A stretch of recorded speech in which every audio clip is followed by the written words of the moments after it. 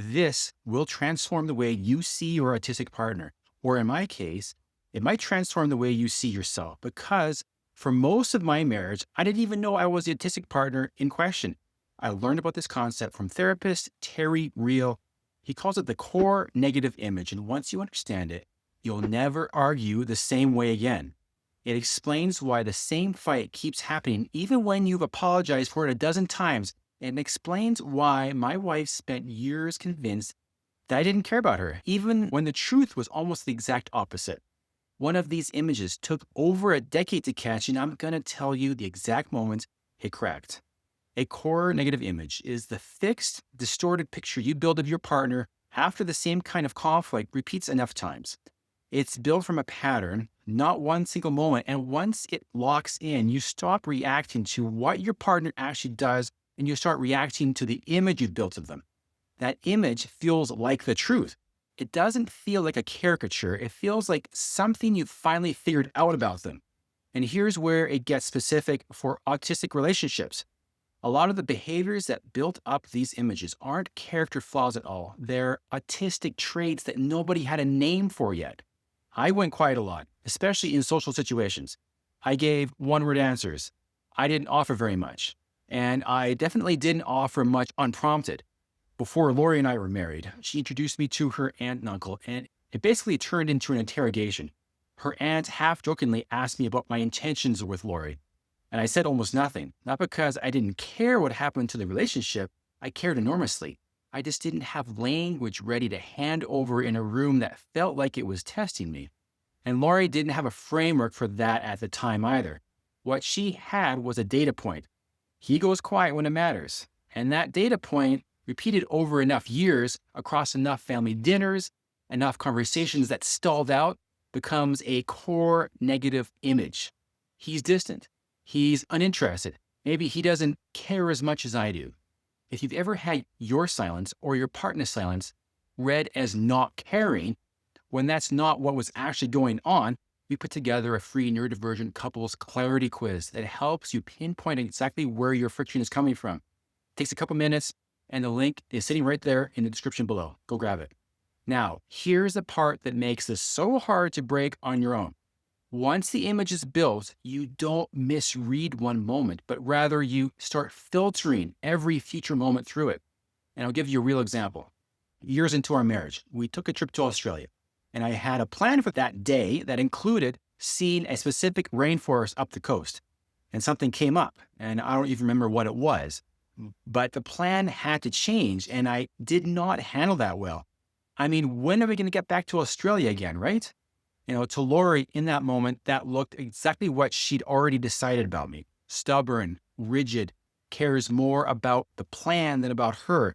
And what was actually happening was completely different though. And it's a pattern a lot of autistic people will recognize. When I commit to a plan, my brain treats it as being set in stone. I've already run the outcome. I know what to expect, and that predictability is helping my nervous system regulate itself. Losing the plan isn't a small inconvenience to shrug off. It's a process I have to go through before I can even engage with a new option. And without that processing time, I don't negotiate. I shut down or I dig in, and from the outside, that looks exactly like selfishness. And the reason the cycle repeats is that neither of us was actually responding to what was happening in front of us. Lori was responding to the image. He's being difficult on purpose. And I was responding to being read that way, which just made me shut down further, which fed the image right back. Nobody was arguing with the real thing. We were arguing with a story. Now, this next part is important because it explains why these images can go unchallenged for years instead of months. I wasn't diagnosed as autistic when Lori and I got married. Neither of us understood that about me yet. It wasn't until our kids started getting their own diagnoses and Lori started noticing the same traits in me that she was seeing in them that we even had the conversation. And until that point, there was no alternative explanation sitting on the table.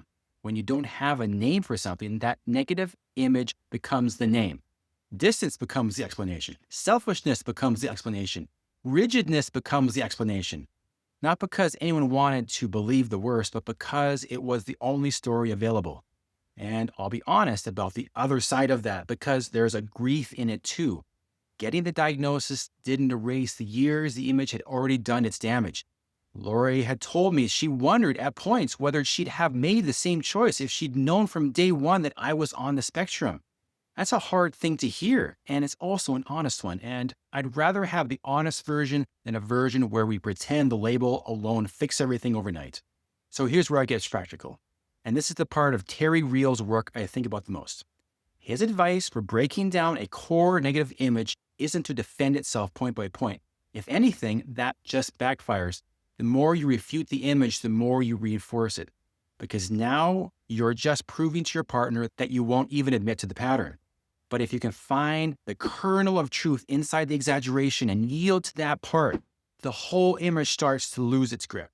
I had to learn to say something closer to, "You're right, I do go quiet in moments that matter to you," instead of, "That's not true, I care about this relationship." One of those statements picks a fight. The other one starts taking the image apart. And once I started doing that, Lori didn't need the whole caricature anymore because the real thing, the actual trait, was sitting right there instead of hiding behind my silence. Now, here's the thing I want to leave you with. This isn't about the autistic partner becoming a different person so the image stops fitting. Both people build these pictures of each other over time, autistic or not.